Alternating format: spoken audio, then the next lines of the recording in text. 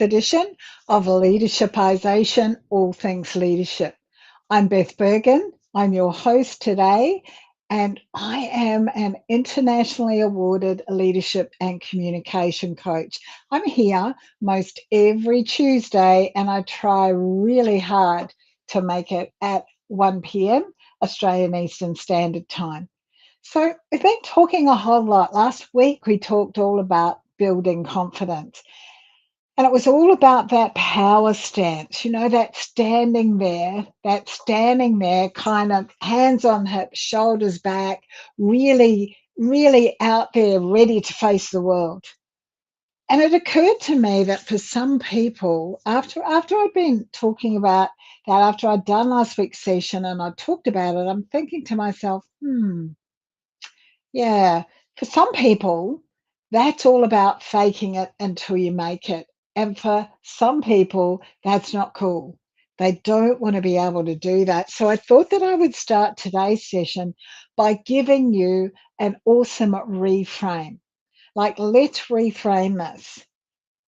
Instead of feeling as though you're faking it until you make it, instead of that old nugget, tell yourself that you are showing up as if I am confident. So I got the hiccups. Excuse me. So instead of I'm gonna fake being confident until I am confident, tell yourself that what you're going to do is you're going to show up as if I am confident. Okay? So that's a total reframe for that for you, in case you were one of those people that was thinking, this doesn't feel good for me. So again, that power stance, shoulders back, chest out, arms, hands on your hips, just while you're breathing deeply and getting your body all invigorated and ready to go, and your feet at the same width as your shoulders. So that power stance, leaning back, and away you go. Okay, today I'm going to answer for you the question that I am most often asked as a coach, and this is, how might working with a coach build my leadership skills? Now, this is something that I think if you're thinking about coaching, and it's there, it's a real opportunity for you. If you're thinking about it, then this is exactly the session for you to kind of listen through to the end of. So I think I've got about 15 reasons here, and some of them you'll notice as we go through, a little bit interwoven. Let's get started.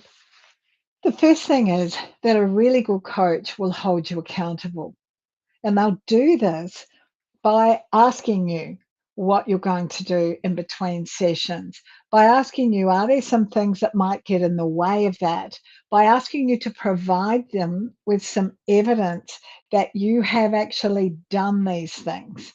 And by holding you accountable, they're calling you out on those repeat behaviors that they see, particularly if those behaviors aren't behaviors that are going to be serving you. Now, in order to hold you accountable, the session needs to be about you. So it's not my program or what I think the session is. It's for you. It's how you present the things that are front of mind for you right now. Obviously, in some cases, they're a continuation of other conversations that you've had. So that holding you accountable, calling you out when you don't do something that you say that you're going to do, but also um, putting you in a frame of mind or into a mindset where you turn up and you've thought about why it might be that you were struggling. I have a number of coaches, and recently I had gotten overwhelmed doing the things that I had actually promised that I would do in between the sessions. And I'm thinking, I can change the time. I'll just extend it out. Oh, yeah, I'll do that. I'll just pretend I've done this stuff. And what actually served me best was to turn up and to acknowledge I'm overwhelmed. And so that was how they found, or that was how they helped me. My coach helped me to be accountable. So that's the first one. The second thing is, um, a really awesome coach will notice what you might not be noticing. So, we only see what we want to see about ourselves. And if we are seeing some of what others are seeing, often it can be through their lens, which may be a little bit biased. Maybe they love us or like us way too much. Maybe they're critical of us all the time. So, a coach will help you by noticing and bringing to your attention the things that you may not be noticing. Now, when you do this, it helps you do the third thing as a coach, which is to identify those potential gaps in the skill set so that we can look then to work together to strengthen those things that you feel might be missing or that are essential from your perspective for whatever your career or your business aspirations might be. So that identifying those potential gaps then allows us to start to coach into those gaps. And what that means is that you've then got something to measure by, because back here, maybe you thought you were a 4, and after we've done some sessions together, you figure that you've moved towards a 5 or a 6 or even higher. What that allows me to do, once I've identified here are the potential gaps and here are the things that we're going to be working on, is to then push you and motivate you to learn those new skills, so that what you're able to do is to take them on board. And along the journey comes that increased self-awareness. So when your mind is open and you're prepared to learn and grow, you get that increased self-awareness. It's an absolute journey. And every single level that you get to, every level that you get to in your life, in your career, is going to require a different set of skills to get you to the next level. Now, it doesn't mean you've got to chuck those ones out and go and get a whole lot of new skills. It means that you have to stretch and grow the ones that you have and potentially learn a whole lot of new ones on top of that. Like, here's the new ones, but they're going to be coming on side by side with the ones that you've already got, which may be growing and changing because you've got different roles and responsibilities. What I love about that increased self awareness for myself and also for my clients is that really provides a firm foundation of self leadership. There it is for you. That self leadership, you're getting on and you're actively doing the things that you need to do. You're leading yourself. And if you lead yourself, it's easier to lead others. It's easier to lead your team, your friends, your family. It's easier to lead in the community or the business or organization that you're involved with. It all starts with you. So that self awareness then feeds into that self leadership. The other thing that coaching does is it helps you to identify what may be sabotaging you, not just in your business life or your professional life, but also in your personal life. What are those behaviors? What are those things that you're doing that may actually be holding you back? You don't realize it, but they may be holding you back. Often, and I've found this over the years with my clients, often this is as a result of an overuse of your strengths. So you're overusing your strengths. And so what a good coach will help you to do is to manage these. So instead of overusing them so they become a saboteur or a weakness for you, you're actually focused on using the strengths and really managing those so that they serve you rather than going against you. A really important aspect of coaching is that it opens you and your mind to new perspectives. It opens you to another way of seeing things, another way of looking at things. And that's important because, again, as you go up from managing yourself to managing others to managing teams, managing or leading leaders, so you self leadership, leading a team, leading leaders, leading an organization, leading the process, there's that you've got to fine tune those skills that you've got. So the further up you go, the more likely you are to have a diverse team to deal with. And because you've got that diversity in your team, and we've been talking about this over the last few weeks, because you've got that diversity in your team, it's important that you understand the ability to have a different perspective, to take a different perspective. Yeah. A, a great coach will ask you the kinds of questions that help you to smash your limiting beliefs, that help you to identify, here are my limiting beliefs, here are the things that are holding me back, and will then work with you to rebuild some beliefs that really are going to serve you. They're going to stick with you.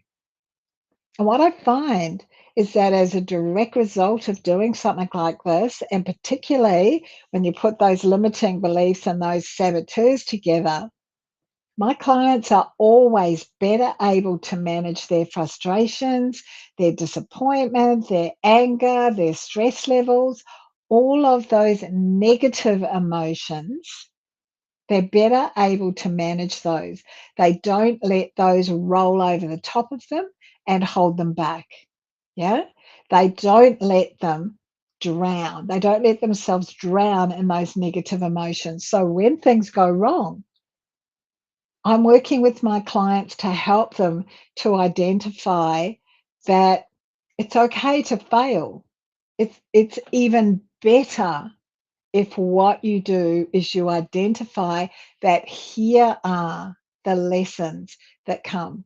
So you feel those negative emotions and then you shift across to looking at what are the opportunities here? What are the possibilities of things that can come? So that's my next point. So many of my clients give me feedback that as a result of working with me, they've been able to identify possibilities. And they've learned through the powerful questions that I'm asking them that here are some of the possibilities, and that these possibilities are ones that aren't going to serve them, but these possibilities are things that they can make happen that absolutely will serve them. So identifying those possibilities is another one. What flows on from that is that as a leader, not only do we have to manage change for ourselves, often we have to manage and communicate change to our teams. Now, what we know is that change is constant. So it's not necessarily how we manage the change, it's how we manage our response to the change. And if you're doing that with authority, if you're doing that from a compassionate place of confidence, your team are much more likely to follow your lead. So just dealing with your own negative frustrations, you're managing up, you're managing out, and you're managing down. To be able to manage change on top of all of that is a great skill to have. So what flows on naturally from there is that you're not only will a coach help you to enhance your skills in a particular area. Now, obviously, it depends on what you're going to the coach for. If you're going for financial, if it's financial coaching, whole lot of different outcomes than if you're going for lifestyle coaching. If it's a fitness coach, a whole lot of different outcomes. In my case, it's about leadership and communication, or what I call leadership intelligence.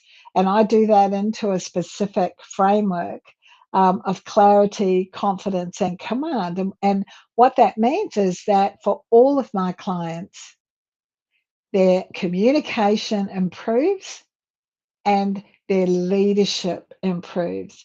And some of that is greater awareness. However, a lot of it is actually that they have become more flexible. Their awareness and practicing of new skills means that they're better able to switch and utilize those things a whole lot more. Taking accountability, taking ownership, taking responsibility. A coach will really encourage you to do that so that there is no blame, there's no excuses, and there's no denial. You're actually getting on and doing the things that you say that you're going to do, starting with keeping the promises that you make to yourself. That's really important. You're going to be able to maximize those positive behaviors. A coach will help you to develop a plan to get to wherever you want to get to. And lastly, they will help you to measure, develop systems to measure the results.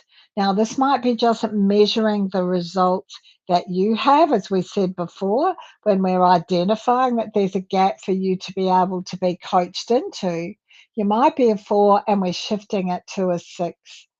But so much of what you learn and apply as a coach is and that I'm sorry, I'll start again. So much of what you learn and apply when you are being coached is so applicable, not just to you, but to the others that you are coaching.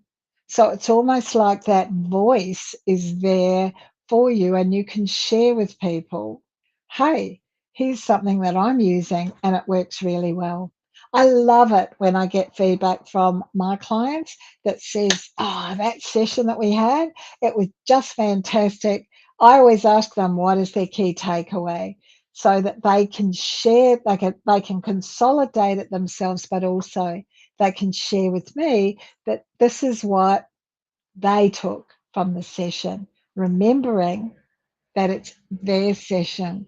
They're the client, not my session. It's about them and not about me.